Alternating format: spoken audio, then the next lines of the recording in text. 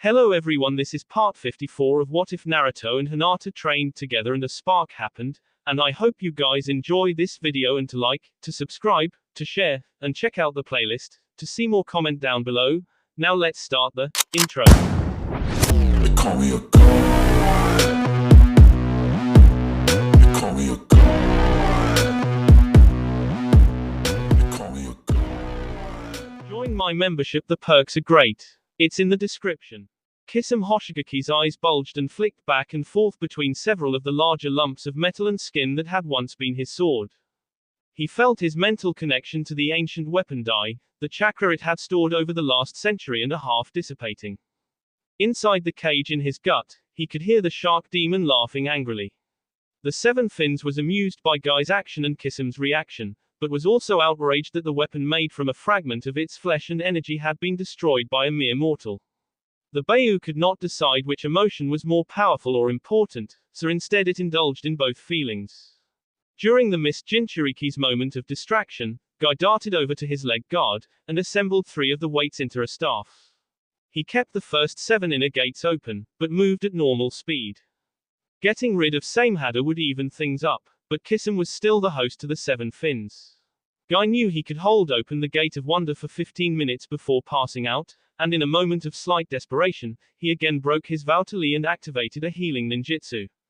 The low-level medical technique began to slowly repair the injuries both Kisame and his broken sword had inflicted on his fists, and to reduce the damage the open gates had let him do to his own body. Kisame stood, glaring at Guy, breathing heavily, his gills flaring as well. That's not possible, the shark man insisted darkly. No jutsu can harm Samehada. No mortal can kill a demon. Whatever its source materials, that was still just a jutsu bonded weapon, Guy countered, and there was no chakra in the daytime tiger for your sword to absorb, just explosively compressed air. Being contradicted was the last insult the Jinchuriki could take. Kisame's pupils shrunk to almost nothing, and his 4 fins and cloak, which had been starting to fade, suddenly exploded with massive amounts of visible chakra. 2 more key fins shredded his shirt as they erupted from his lower back, and the fins on his upper arms expanded until they were half his height, and extended past his elbows. The cloak of energy around his upper torso and head was no longer a partially formed cloud, but instead took the distinct shape of a giant shark's head. Not only did his Jinchuriki cloak change, his physical body did as well. His arms grew bulkier, and his mouth widened. His skin looked rougher and his nose seemed to become slightly longer and more pointed. Kisame howled wordlessly, and shot towards Might Guy. Be careful, Kaidi warned her allies, even an incidental contact with Suhi is deadly, and just letting the blade get close to you can cause advanced frostbite. Yes, you mentioned something to that effect when we first met, Lee recalled. We can counteract Sui's power for a little while with a powerful Kaiten jutsu, the Miss Jonan added, but my Phoenix Scream wasn't strong enough. If you boys can hold him off for a few minutes, maybe we can come up with something, Tenten suggested, and Neji and Lee nodded their agreement. The bowl-cut Tokujo had finished assembling 4 of his weights into an extra long staff, to help him keep Bunjiro at a distance. Neji drew the new tonfas Hinata had given him, after she destroyed half of his previous pair. His cousin had regretfully told him that they were store-bought, rather than Naruto forged. But from what he had seen while practicing with the new set, they slightly surpassed his old tonfas in the quality of their materials and construction. That is only if we do not defeat him first, Lee said confidently, jabbing his staff at Bunjiro's face to try to create an opening for Neji on the broken sword's left side. He is blind, but can see heat, the Mizukage's daughter told them, before stepping back to confer with the other kunoichi. That's why you were trying to fight him directly, the leaf woman noted, one of her questions indirectly answered. Visual illusions wouldn't work on him. I have a few genjutsu that I might be able to use to simulate body heat, Kaidi admitted, but they take a while to set up, and aren't as effective if he knows they are coming. Tenten nodded, and asked, what about that fire jutsu you said you used? You said it wasn't powerful enough to overcome his cold, but how strong is it? Phoenix Scream is an A-rank technique, the Mist Hunter explained. It creates a dense mass of flames, shaped like a bird. It's the jutsu the Mizukage used to shut down Suhi when Bunjiro tried to assassinate him, but Bunjiro claims he is stronger now, and my leader has a greater natural talent for fire chakra. Neji felt the Nodoki's cold seep through his reinforced sleeves, as he blocked the legendary sword with both of his weapons. Lee slid into place behind the mist renegade, and nodded. The Hyuga Jonin pushed back harder, starting to expel his chakra. Rotation, the leaf soldier announced, spinning his body and creating the dome of bludgeoning energy. Bunjiro was thrown back, unprepared and lacking the mass to resist. Lee began to spin his staff overhand, planning to shatter their opponent's spine. The broken sword twisted in the air, and brought his sword up to block. The sharp blade sheared through the metal pole, leaving the end tinted white with frost. Maybe if we both hit him at the same time, Tenten suggested softly. Maybe, the face of the mist whispered thoughtfully, or we could stagger it a bit. I'll hit him with the Phoenix Scream again, and while he is countering it, you can blast him with your own fire jutsu. The double limit concept. The weapons mistress nodded. Exactly. Let's do it, Tenten agreed. It will take me 30 seconds to overcharge a Crimson Passion Jutsu. Kaidi suppressed her jealousy and said, I'll need a little longer than that to get my Phoenix Scream to its strongest. Hold your attack, and release it when he blocks mine. Got it, the Leaf Jonin acknowledged the seemingly younger woman. Lee deflected a stab at extension to avoid the worst of the cold, knocking his staff against the flat of Sui's blade, rather than risk his weapon being trimmed again. Neji moved in behind Bunjiro, aiming an attack for the renegade's spine, but the mist rogue twisted back, intercepting the tonfa with his Nodoki's extended hilt, and even just the hilt contained enough of the legendary sword's frigid power to numb the Hyuga shinobi's hand. Though the teammates were holding Guki's general at bay, they were unable to make good on Lee's boast. Bunjiro was as strong as Neji, though not as powerful as Lee, and was faster than either of them. His sword gave him the edge in reach, especially since Egaru had damaged Lee's staff. And the Arctic aura extended that further. In addition, not unlike Neji's Byakugan, the broken sword's ability to see heat allowed him to track opponents all around him. All three men noticed as the two kunoiki ended their conference as the two women began to move closer to the fight. Kaidi was signing again, slowly, and Tenten was holding her weighted scarf, twirling it slowly, but also keeping her hands conspicuously close together. Bunjiro intercepted Lee's next attack without facing the younger shinobi. Instead, his empty white eyes narrowed as he tried to track the Mist Hunter's gestures. You were going to try the Phoenix Scream again, he deduced from the hand signs his altered vision was able to differentiate. You hope your allies will be able to finish me while I deal with your fire technique. It is not a bad plan, but it will not work. We'll see. But I guess you won't, the face attempted to taunt him, while trying to sound unsettled. Her ploy had the intended impact. The emotionally stunted Kei pursed his lips in disappointment. Kaiten, Phoenix Scream Jutsu.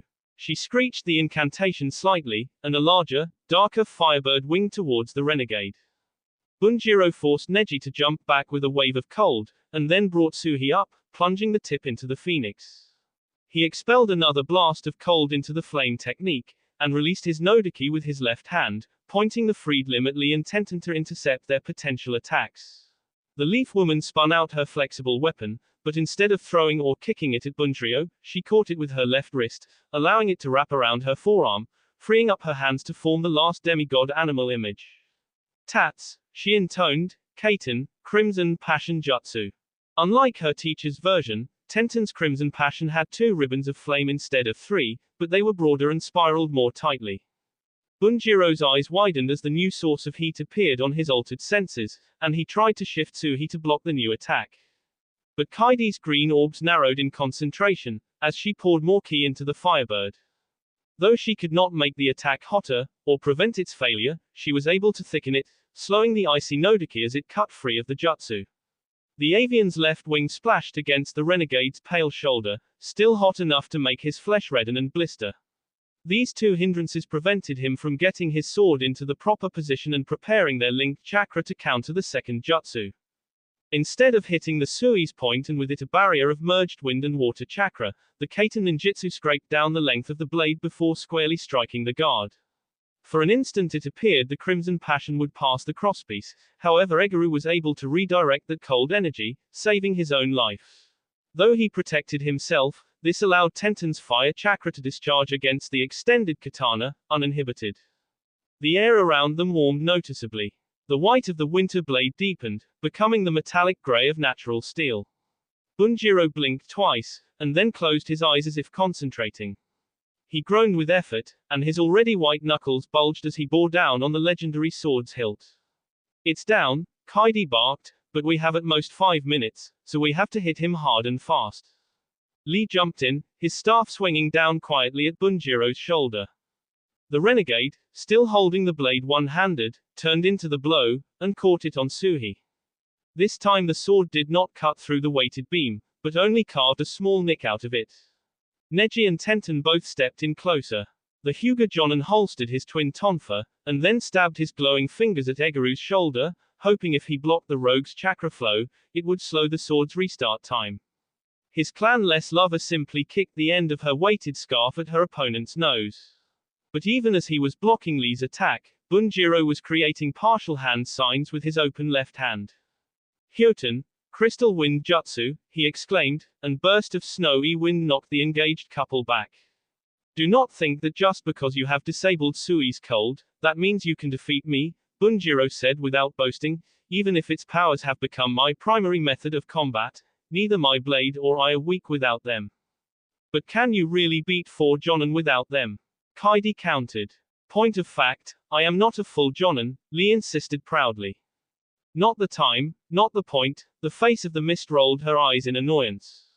Fuyuten, tornado lock jutsu, the broken sword announced without gesturing, Suten, water burst jutsu.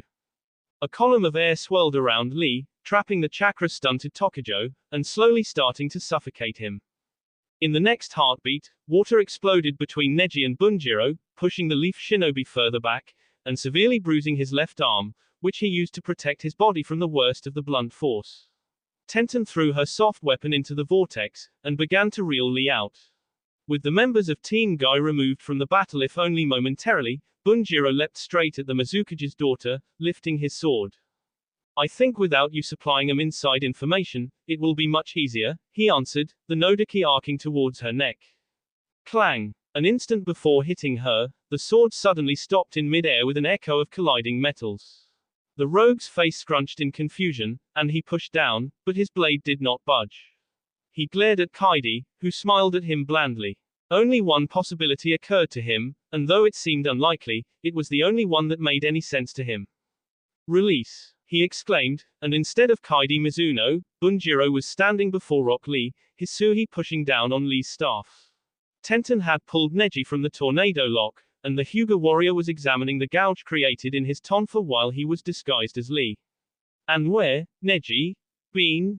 The real Kaidi was panting from the effort of holding the illusion, and the pain from the multiple fractures in her left arm, regretting getting close enough to try to fake a gentle fist strike. You tricked me. Genuine amazement filled the broken sword's empty voice. Just a matter of using the right technique, she claimed, and I had the perfect chance while you were focused on Tenten's fire attack.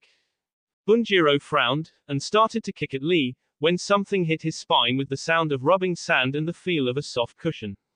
Despite that, the powerful impact crushed 2 vertebrae, and his legs began to tingle uncomfortably.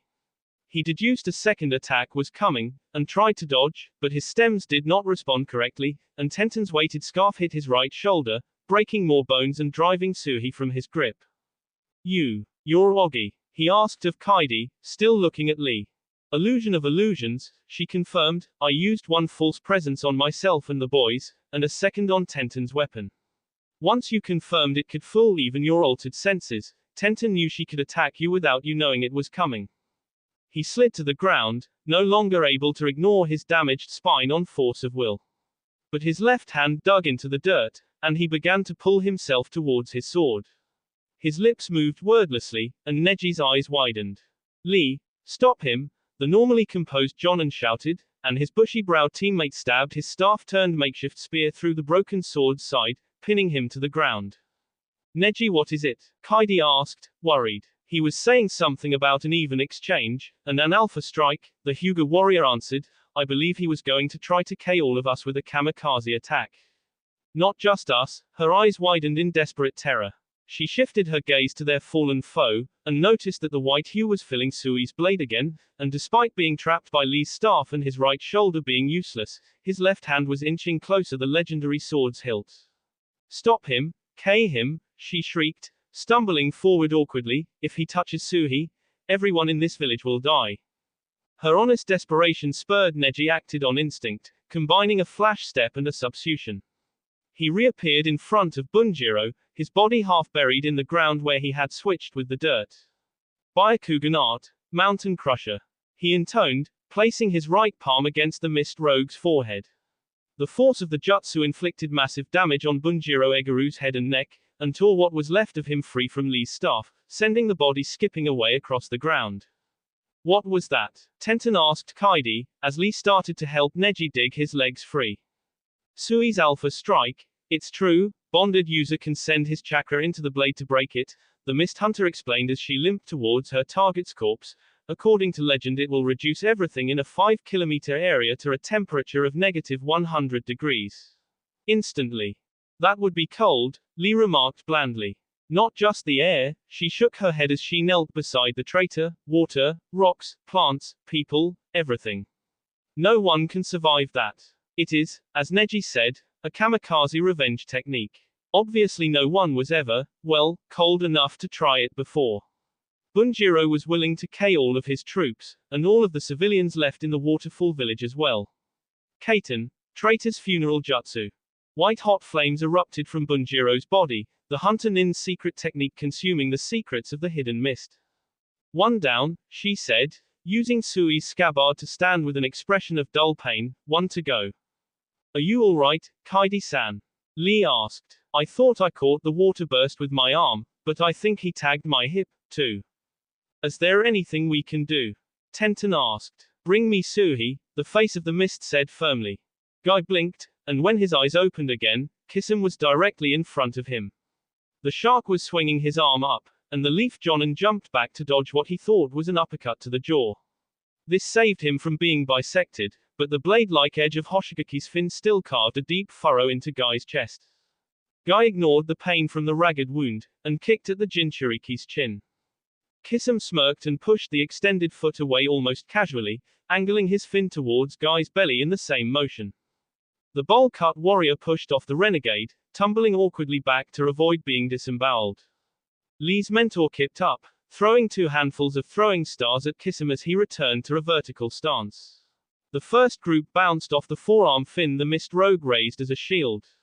And for the second group of shuriken, Shark's head cloak bit down on, catching all but one. Kisum trapped the final missile in his real teeth, cutting through the cheap steel and then spitting the halves out. Guy had the distinct impression the shark was trying to frighten him. The Leaf Jonin charged forward, the green mist still pouring off his reddened skin. He launched a quick barrage of punches and kicks, but each strike was deliberately stopped short.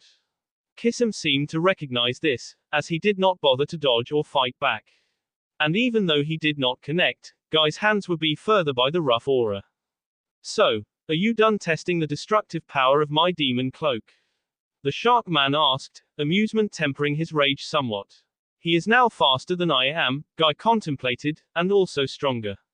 If I hit him, I suspect he will just shrug it off, while his cloak tears me up. Truly, the power of a Jinchuriki is exceptional. I will have to stop holding back, if I am to defeat him. Guy placed his hand together, and started to sign rapidly. Raiten strikes twice jutsu, Guy intoned grandiosely. A jagged bolt of lightning left his hands, and shot towards the demon host. Shark bullets, Kisum growled. 3 fist-sized, shark-shaped darts of water burst from his demon cloak. 2 swam towards Guy, but the third shot straight up, intercepting the second bolt from Guy's 2-pronged attack. Kaiten, burn. Demon shark bullet, Kisum barked angrily. A larger, denser projectile hit Guy, and drained the energy from his incomplete jutsu. Guy realized that if he had not had the first 7 gates open. Desperate, Guy brought his right hand before his face again. Kisum did not give him the chance to unleash a second daytime tiger. The Jinchuriki jumped horizontally. I suppose it was too much to hope a normal ninja could stand up to this form. The Jinchuriki of the 7 fins sounded almost disappointed. Maybe someone with a bloodline talent will put up a better fight. Like your student Neji Hyuga, or Kakashi Hatake. Either way, I take Samehada's revenge. Now, it is time for your Might Guy of the Hidden Leaf. Well done, Lee-kun, Guy gushed, you have mastered the procedure for opening the seventh inner gate, the Gate of Wonder. Of course, you cannot actually test it, but I am certain that should the need arise, you will be able to execute the technique. Thank you, Guy-sensei. Lee shouted, now, I am ready to start learning how to open the eighth gate. No, Guy said with uncharacteristic softness, I will not be teaching you that technique. What? Lee asked, wearing his disappointment openly, why not, Guy-sensei? I cannot teach you how to open the final gate, Guy said happily, then added, more somber but just as loud, and even if I could, I would not. Does this mean you do not know how to open the last gate? Lee asked curiously, is that why you cannot teach me? Oh no, I know how to open the Gate of Death, Guy deflected, but unlike the other 7 gates, there is no one technique that can be taught to open the final gate. A ninja must take his experience with the other gates, and determine how to open the final gate for himself. Of course, there are a few tricks to help one discover the process, but I still will not be showing them to you. Why not? The chakra-stunted genin demanded again, you have already taught me how to open the first 7 gates, even though it is taboo. And I have done so openly in my fight with Gaara. So why not teach how to open the Gate of Death? Lee, what do you know about the Gate of Death? Guy queried. It is the last and most powerful of the 8 inner gate, located in the heart, the younger man explained, and supposedly anyone who opens that gate will die. But surely there must be some way around that. There is not, Guy said darkly, if a person opens the Gate of Death, he will die exactly 42 seconds later. There is no way to prevent it. I do not understand, Rock Lee frowned in confusion. Lee, if you were to talk to a more scientifically minded ninja, one who had studied the inner gates, he could tell you how the first 7 gates work. The first gate removes an instinctual limiter, the second sends more energy to the muscles, other techno-babble explanations. But no one has been able to figure out how the 8th gate functions. Those eggheads claim it goes back and doubles the impact of the first 7 gates. Personally, I believe an older, less technical explanation of how it works. What is that, Guy-sensei? The Gate of Death takes all of the potential of your life, both from your future, and missed moments of excellence from your past, and focuses them all into the present. Every bit of chakra, every victory that might have been won, all channeled into those 42 seconds.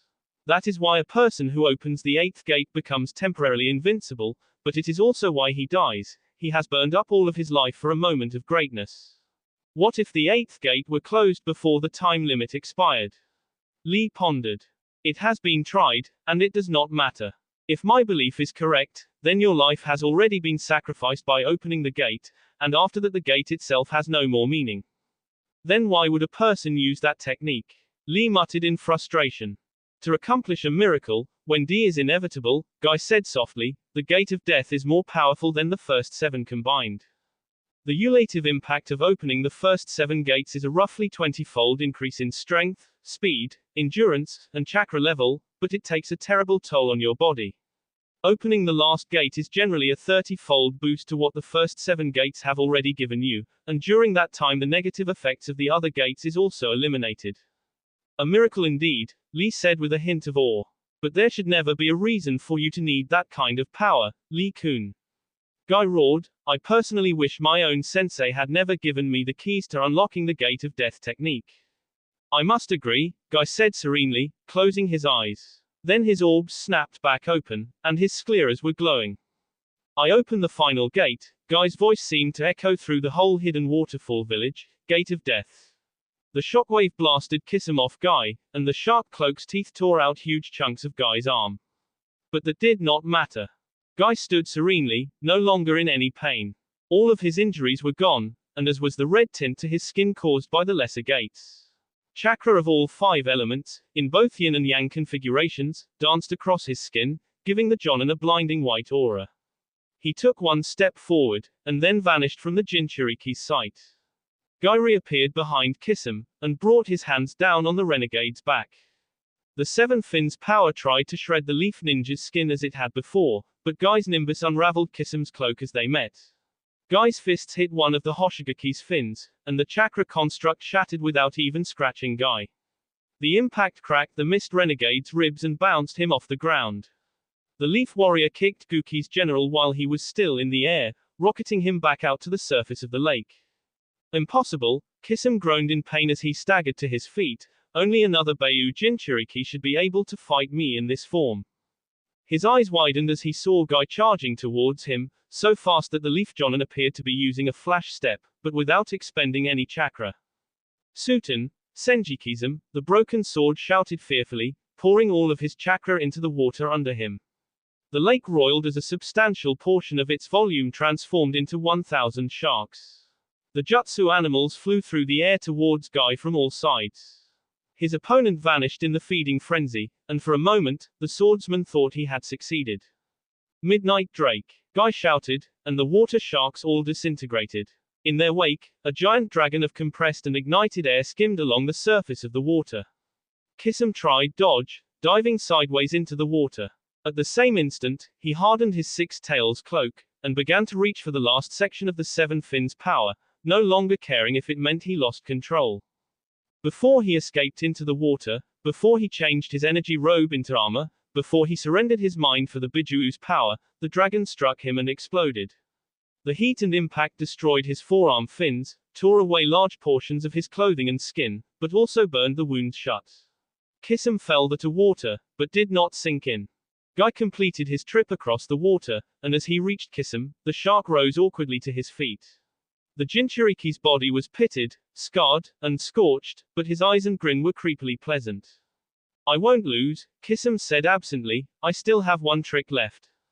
His three damaged key fins suddenly exploded back into place, and his chakra began to surge further. But Guy shook his head. I might have liked to fight your full power, devil to demon. Unfortunately, I do not have time for that. Guy swept his arms sideways and a burst of chakra lifted Kisum off the water, breaking the Jinchuriki's concentration. Guy seemed to fly forward, striking the spirit host, and knocking him back to the beach. As he arrived, Kisum vaguely noticed that Guy was already behind him, but was also still in front of him and off to his left. The three guys punched Kisum simultaneously, stopping him in place. Eternal chaotic dance. Though there appeared to be three of him, only one voice rang in Kisum's ears. Still, at any given instant, the Jinchuriki could feel three fists or feet hit him from different quadrants. The seemingly tripled Leaf Jonin darted around the mist renegade, striking him 3,000 times in 1 second. Then, all three of them jumped into the sky. Their legs ignited as they came down, and all three burning kicks struck Kisum's chest. As the shark's vision faded, he saw only one guy standing over him, panting slightly. Guy-sensei, Lee shouted, as he, Neji, and Tenten ran over. Kaidi Mizuno followed them more slowly, using the sheathed Tsuhi as a cane. You beat Kisum, Kaidi tried to keep the incredulity from her voice, he's dead. She glanced around nervously, but still knelt beside the body, signing. Yes, Guy agreed, his breathing becoming rough. Where is Samehada? She asked, frowning at him, as flames consumed what was left of the renegade Jinchuriki. I'm sorry, but I was forced to smash it, the Leaf Jonin explained. Guy-sensei, are you alright?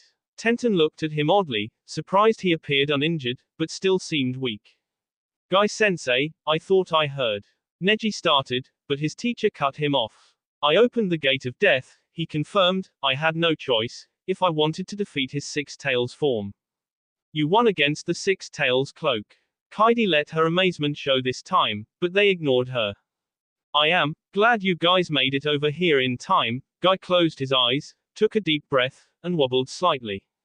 I wanted you three to know that I was very proud to be your teacher. You will all do great things for the Hidden Leafville. Guy's breath faltered, and he fell forward. Lee caught him, tears streaming down his cheeks. He gently laid his mentor's body on the sand. He saw it, all of the times he competed against Kakashi, except that this time he won every contest. And Kakashi accepted the penalty games. But as he watched the missed victories, they faded from view. He saw it, a world where he had Kisum in their first encounter. Itachi was able to bring down the Akatsuki from the inside, cutting off Guki's support mechanism before the renegade rose to power. Orochimaru and Sasuke were still a threat, however the Leaf Ninjas and their allies were working to contain them. But as he experienced the peaceful timeline, it faded from view. He saw it. He was wearing the Hokage's hat, leading a new era of cooperation and youthful vigor. The 5 great villages had a firm alliance, and working together, crime and banditry had been greatly reduced. But as he observed the fruits of his leadership, it faded from view. He saw it, an older version of himself, standing beside the Rokudaime Hokage, Naruto Uzumaki, as the leader of the Leaf Village assigned Neji, Tenten, and Lee each their first genin squad. He grinned triumphantly, as his students finally became teachers. But as he gazed upon his legacy, it faded from view. He saw them, 2 children, about 10 years of age, floating in the void. The boy had light brown hair and eyes, a prominent yet not unattractive nose, and had a red fang tattoo on either cheek. The girl had dark gray hair and black eyes, a button nose, and a rounder face. And both had much thicker than normal eyebrows, but those did not detract too much from the pleasant looks. He began to sob, silently screaming at heaven and hell not to let them disappear. But unlike his other visions, they did not vanish. Instead they seemed to notice him, and as their eyes locked on his, both smiled at him. The original Naruto partially followed 26's example, except he disguised himself as a blue Shozaku instead of a red. He had first spent a few minutes fighting alongside his duplicates, trying to figure out what part of the Shizoku's uniforms the B clone had missed. Unfortunately, nothing stood out to him, and he lamented not bringing his lover. Hinata would have figured it out in a heartbeat, he muttered, kicking out a green Shozaku's leg before the rogue could stab number 44 in the stomach. Out of the original 50 B clones, 31 still remained. And the trio of copies who had assisted the Sand Ninjas reported that that battle was winding down. Gaara's troops had destroyed Guki's legion with only moderate losses. Now, Baki was making plans to move the Sand forces into the city. And his other clones had let him know that the battle on Northern Front was not going quite as well. His comrades had hit the reinforcements, however they were not able to effectively control the movement of the much more numerous half-legion of renegades. Ayameko's grass loyalists had still been caught in between the 2 sets of Shizokus, but thanks to the grass ninjas leaving, leader, and rejoining those loyal to the exiled daimyos, and the distraction provided by Anko and company, they were not being overwhelmed, at least not yet. But his clones also were not able to tell him how well his friends were doing, beyond simply that they were fighting at the back of the already distant reinforcements. Uzumaki darted through the city, interfering with Pain's communications as much as he could without getting caught or slowing down too much. He briefly wished he had not sent Kitsune back home, even though he knew the staff blade would have been a dead giveaway. The weight of the Shozaku's gladius he had acquired was mildly comforting. But it was no trade-off for his real weapon. As he drew closer to the armory where 26 had found Pain, he slowed from a run into a self-important stride. And instead of trying to sneak past, he walked right up to one of the lieutenants at guarding the doors. Unit 1433, Oak Battalion, Naruto stated. After 26's confrontation, he had ordered his clones to keep their eyes and ears open for the Shozaku's identification procedures. He hoped the combination he had pieced together from the Southern Legion was valid. He tensed as the red-garbed warrior checked his paperwork, preparing to run. Retreat was against his nature, but he was highly outnumbered, and needed to reach Pain.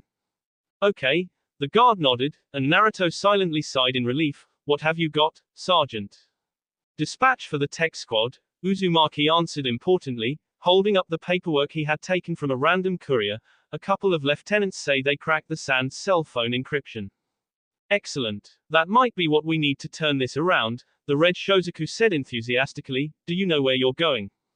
Naruto indicated he did not, and let the renegade give him directions to a room on the 2nd floor. But he did not stop on the first landing, and instead went up to the top. And as soon as he was alone in the stairwell, he ignited the courier pouch. He knew he couldn't get past the Fuinjutsu keeping it shut, so decided to destroy it rather than risking someone finding it. The Leaf Tokujo walked quickly to the room where, leader, had been before, and as with 26's visit, there was a steady stream of messengers coming and going. Naruto was surprised they were using written and printed messages, instead of radios or cell phones, unaware that Pain knew that Ayameko's forces had the majority of the grass's passwords and encryption seals. Naruto ducked into a room at the end of the hall. The half-emptied weapons storage unit still contained hundreds of shurikens, and Uzumaki took the chance to replenish his own reserves.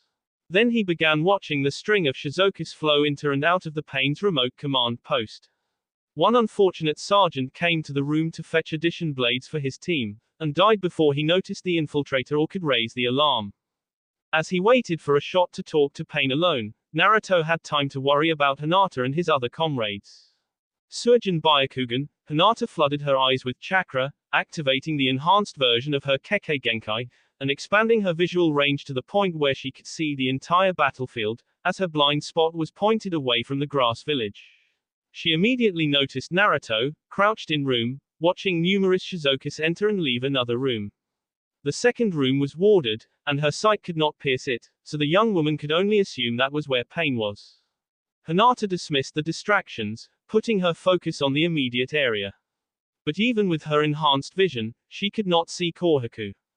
So my power even works against the Suijin Byakugan. Guki's wife's voice seemed to emerge from all around the younger Kunoichi. I can't wait to rub that in Madara's face. He's quite afraid of you, you know. Something to do with what his half-sister did to him 100 years ago. Hinata forced herself to ignore the words, and try to find the source of the Jinchuriki's flat voice. As Kohaku tried to distract her, the Hyuga heiress subtly tilted her head, searching for any variations in the volume or timbre of her opponent's voice. That won't help you, Kohaku offered gently. Unlike most of the other Jinchuriki, my tails don't transform me into a combat monster. But they do give me an unbeatable defense. I can't be seen, or smelled, and you can only hear me now because I. Suddenly a knife hand struck Hinata's back, and the young woman pitched forward. Want you to hear me. But even so, you still can't track me by sound. Hinata rolled away, spreading her arms wider, her eyes darting around in worry. The blow had been only modestly stronger than the previous attacks she had blocked, seemingly verifying the woman's claim that her chakra tails did not greatly increase her combat ability. But Hinata also could not be sure Kohaku was not lying, holding back, or testing to make sure the Byakugan user was not just acting. But it doesn't matter how strong she is, the pale beauty thought, if I cannot reliably hit her or dodge her, she could eventually win through attrition. Hinata felt a foot start to hit her stomach, and turned away to avoid the worst of the impact. And just as Kohaku planned, this moved the younger woman's jaw right into the path of her fist. The blow spun the Hyuga heiress further, and she used the rotation. 8 trigrams palms, holy cyclone, Hinata cried out, creating the largest sphere she could, hoping to catch the Jinchuriki before she escaped. But she did not feel the dome connect, and as it faded, she gently probed her mouth with her tongue, checking for bleeding or loose teeth. Hinata watched the foliage carefully, hoping to catch an errant movement. But Kohaku was born and trained in the hidden grass village, so she was better than most jonin at moving without disturbing the greenery. Hinata let out a deep breath to settle her nerves and focus. She knew that her vision was her weakness as well as her strength. She was so accustomed to being able to see anything, anytime, that when she could not, she grew agitated and distractible. As she centered herself, she thought of a way to even the odds. She began to sign rapidly, tensing against Kohaku's next attack. Fortunately, her holy cyclone had forced Guki's general to retreat to a point where the Jonin Kunoichi could not close the gap in time. Ninja art, luminous barricade jutsu, Hinata intoned softly, crafting a broad wall of yin chakra around herself, and she hoped Kohaku as well. As the barrier solidified, it began to reflect away any light from outside, and absorb any illumination inside. Naruto's lover felt a blow narrowly miss her, and knew she had succeeded. Release, Kohaku's echoing voice insisted, but nothing changed. So it is a ninjutsu, not a genjutsu. The Jinchuriki noted, I suppose you use this in combination with your Byakugan to give yourself an advantage. In theory, Hinata agreed softly, trying to cast her voice away from her actually location, but my father just taught me the technique recently, so this is my first time to use it in actual combat. Unfortunately, I'm not one for fair fights, either, Kohaku said regretfully, or stumbling around in the dark, for that matter. Ninja art, yin break jutsu. Ki began to flow out from the demon vessel, and cracks began to appear in Hinata's art. For an instant, the Tokujo considered attempting to hold her barricade, but then she realized that even if she could not see Kohaku, she could see the chakra in the other woman's technique, and track it back to its source. Raiten, spark darts jutsu, the Hyuga Saiyan fired a wide spread of lightning barbs into the area where she thought Kohaku was.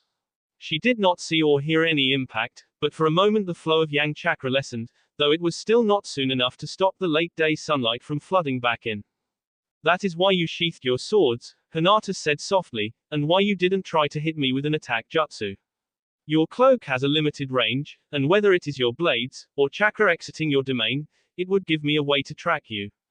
You are only the third person to figure that out. The grass rogue sounded genuinely impressed, but the real question is, what will you do with that knowledge?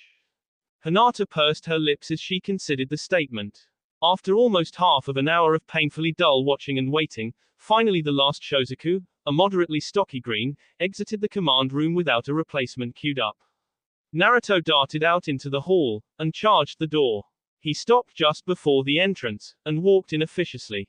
I have a dispatch from the southern front, sir, Naruto said loudly, trying to cover the sound as he slid the latch shut behind him. The Leaf Tokujo didn't expect the metal bar to buy him more than a few seconds, unless there were jutsu in the walls or metal he wasn't aware of. But even a brief delay could be the difference between victory and defeat.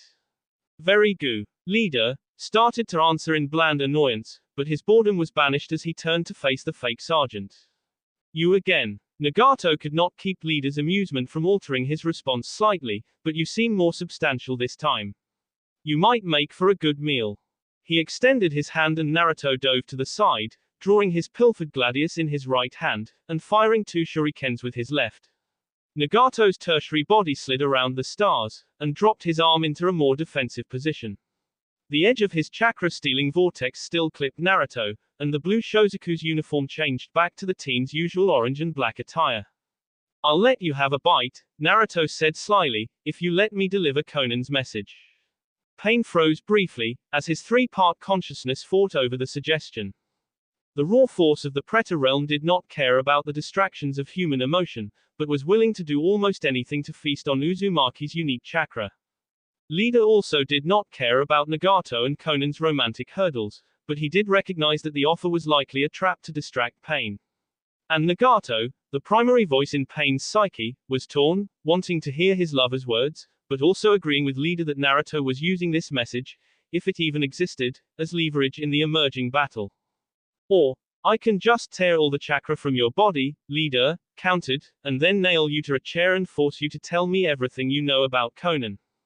Fuyuten, Cyclone Spike's jutsu, Naruto answered Pain's proposal.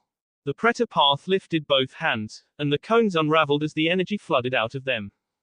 The former Jinchuriki was right behind the attack technique, and slashed at his opponent's open palms. Pain turned out his right arm, and caught the sword on his wrist. Naruto was surprised as the blade cut through Leader's sleeve, but understanding Dawn as it bounced off the Jonin's wrist with a clang. Under his loose shirt, Pain had a thick tube of metal wrapped around each forearm, covering them both from wrist to elbow. Even in this weakened state, your chakra is quite powerful, Pain observed, again more emotionally invested than he intended to be. I think if you were well rested, you might even have enough energy to make me feel full. Pain reached for Naruto's forehead, tugging for the youth's ki. Naruto ducked away, and pushed the grab wide with his left hand, but a small portion of his energy was taken, and the dodge moved him into position to take Pain's roundhouse kick. Uzumaki brought his elbow and knee together, trapping the risen warrior's thigh between the joints. The Preta path grimaced slightly, but he wrapped his hand around the crosspiece of the stolen gladius. As he clamped down, he began to drain the chakra bonded to the sword, and the luster faded from the cheap metals. Naruto yanked the sword free, and tried to cut Pain's hand in the process, but the Rinnegan user avoided the blade. Instead, Leader slapped his palm against the flat of the weapon, and a gap appeared between the iron and the bronze. Naruto glanced briefly at the damaged gladius and considered his options. He had given his word to Conan, so he did not want to K the Preta path before delivering the defector's words. But his opponent's ability to negate his ninjutsu limited Uzumaki's options. Even hitting Pain could cost him some energy, and his reserves were not at the usual level. Naruto smiled slightly as he considered that and Pain's last statement. Naruto drew a kunai in his offhand, and charged Pain, both blades extended and a desperate look on his face. Leader casually swept the kunai away with one hand, and then shattered the weakened gladius with the other. The Preta path caught Naruto's right wrist, and dug his fingers into the teen's chest over his heart. He began actively dragging out Uzumaki's chakra, and as the leaf ninja's energy faded, the kunai slipped from his fingers. He tried to kick Pain in the ribs, but Guki's apprentice blocked with his knee. The Tokujo struggled to bring his hands together, and intoned, Shadow Clone Jutsu. A single copy appeared, and tried to jump kick, leader. The reanimated grass warrior released Naruto's forearm, and backhanded the duplicate's extended foot. The clone exploded and the Predator path drained his essence. Did you really try to use a clone against me? Leader's voice taunted, though Nagato was more confused and surprised. No. Naruto looked up with a grin, I just needed to send orders. His now free hand grabbed Pain's shoulder, and he not only stopped resisting the drain, he began actively pouring his chakra into the Predator path. Delicious, the spiritual part of Pain's mind grew stronger with the feeding and his shoulders and neck shuddered contentedly, my hunger is actually diminishing. But why are you doing this? Nagato forced his proxy to ask. Then suddenly, Naruto's chakra surged unexpectedly. Uzumaki took a step forward, moving them closer to the wall and sending more of his suddenly restored power into Pain. The Predator element absorbed it happily, but Nagato and the fragment of leader both grew worried. Just before his ki was drained again, the former Jinchuriki's energy was refilled to the brim. Nagato tried to let go and escape, but Naruto grabbed his wrist, keeping the Predator path's hand against his heart. He also tightened his grip on Pain's shoulder, forcing the grass commander back again. How? Pain grunted, his body shuddering as his tenketsu were filled to the breaking point. Nagato tried to stop stealing Uzumaki's energy, but with Naruto sending his chakra into the path, he could not override the hungry ghost's natural instincts. The Leaf Ninja's own network suddenly refilled a third time. Pain howled in agony as the two massive ki shredded his tenketsu, destroying his chakra network. He slumped as Naruto released him. His transformation jutsu suddenly ended, revealing the pain control rods in leader's nose and ears. How? Leader demanded again, managing to sound both weaker and more firm. My B clones can choose to distribute their chakra to all my clones, like normal, Naruto explained, or send it all back to me. So I ordered 10 of them to take their last food pill, and then send me all their chakra. I figured if my normal chakra level was enough to fill you up, double that would be enough to burn you out. Naruto forced Pain into one of the conference room's chairs, but more gently than the jutsu-neutered warrior had expected. Now, you get to listen to me, Naruto said, blushing slightly. Okay, so, Conan loves you. She is doing all of this for you too. She said. Oh yeah, she said, I would rather live in this world with Nagato, than exist in Guki's utopia without him. Does she really have so little faith in Guki-sensei, and in me? Pain asked rhetorically. She said you think you deserve to die for what Hanzo did to Yahiko, Naruto answered anyway, and that Guki doesn't want you to die, but would let you, how did she put it? Let you work yourself past the point where you can lead any sort of meaningful life afterwards, if it would help him to win this war. Across the continent, 7 different bodies frowned as if they had been fed something sour. He looked at Naruto suspiciously. Now what? Now, I have to K you. Or re-K you. Naruto answered regretfully, I would have rather done it in combat, but my orders are to eliminate any paths of pain, to help the real Nagato live longer. I can't let you do that, leader's voice growled. He surged out of the chair, driving his fist into Naruto's gut. Even without ninjutsu, or the path's special ability, I can still beat you with taijutsu and weapons, Pain boasted roughly, drawing an oversized kunai. Hinata whirled her Manriki Gasari in a fast, endless, horizontal circle, trying to prevent the invisible Jinchuriki from getting close enough to strike. So far the tactic had worked, at least better than her previous attempt to use dust and grass in the wind to find Kohaku. But the move was purely defensive, and the Hyuga heiress had yet to come up with any way to take the offensive. What do you hope to accomplish with that? The grass renegade asked sincerely. Even if you are a Jinchuriki, your chakra is not unlimited, Hinata offered, and such an advanced ninjutsu most take a great deal of it. She thought about Naruto's ascendant fox jutsu as she spoke. You are trying to wait me out. Kohaku's non-localized voice was surprised, and the younger woman nodded. I don't think that will work, the Jonin argued, I think your Byakugan will consume your chakra before my 3 tails veil. And either way, your arm will probably grow tired before either of our chakra supplies run out. Besides, what is to stop me from just leaving and attacking your comrades? But if I stop speaking, you have no way to know if I am here, so you wouldn't dare stop. Hinata slowed her world chain, drawing the weight in closer, but not stopping completely. Then she suddenly turned and threw the weight out in a short, hard arc. I don't always attack from behind, Kohaku sounded amused, but it was a good try. Hinata dropped the weapon and spun around again. But this time she did not halt her rotation. 8 trigrams palms, infernal whirlpool, she announced powerfully, while inside she hoped her mastery of the first of the clan leader's arts would be sufficient. As the teen had hoped, her foe surrender and subsequent random attack had drawn the hidden Jinchuriki into her range. Though she still could not see Guki's wife, Hinata could feel her presence in the whirling mass of red chakra. Kohaku tried to stay steady and focused as she tumbled closer to her opponent. She attempted to form a ninjutsu to counter, but the turbulence was too much, and her hands kept slipping out of position. Finally, the Hyuga Jutsu ended, depositing Kohaku directly in front of Hinata, more or less upright. 8 trigrams, 2 palms. Naruto's lover lashed out, feeling both finger stabs connect. 4 palms, 8 palms, she continued as quickly as she could, but did not try to move around behind her target like she normally would have. 16 palms, 32 palms, almost a third of her blows were striking air, and the rest Hinata could not tell specifically where on Kohaku she was hitting. 64 palms, 96 palms, she concluded, doubling the last set of strikes. Then she hopped back, silently praying it had been enough. Niece, Kohaku said hoarsely, you didn't shut down my chakra system very well, since you couldn't aim right, but you still hurt me a little. 2 blows struck Hinata, onto her neck and the other to her right side. And then while she was staggering, she took a third hit, this time to her lower back.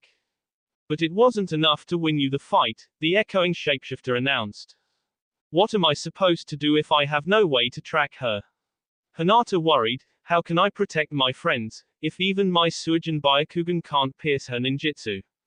The younger Kunoichi paused as she though that.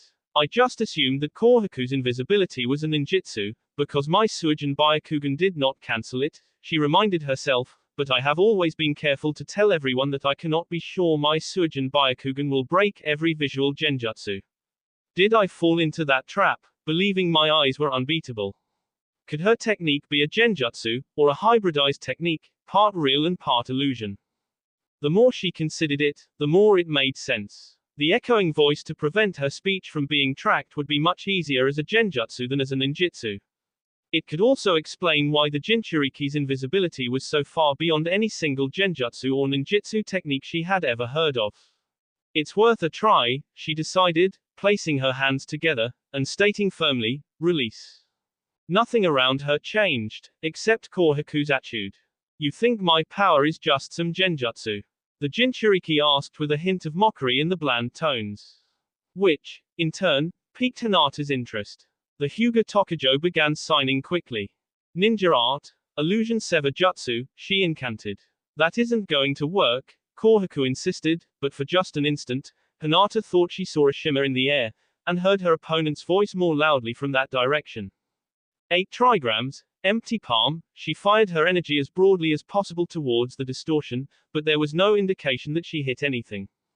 I was right, the pale beauty said, both to herself and to the shapeshifter, it is both a ninjutsu and a genjutsu. And the genjutsu portion is probably constantly being reapplied, which is why the illusion sever only lasted a second. Even so, Kohaku's voice surrounded her again, but now there was a hint of pain. If you keep using illusion sever and ranged ninjutsu against me, you'll get a few glancing blows, but you'll be out of chakra long before I will. Hinata shifted her feet, placing her left forward, pointed out, and her right foot perpendicular and an inch back. She raised her left hand before her face, her pointer and middle fingers pointed up between her eyes. Her right hand made the same gesture, but she held it before her heart. Suijin Byakugan, the younger Kunoichi intoned, reflection. Kohaku felt a rush of ki hit her, and then Hinata vanished from her sight. That will be all for this video. Be sure to like, subscribe, share, and comment down below for more videos. Goodbye.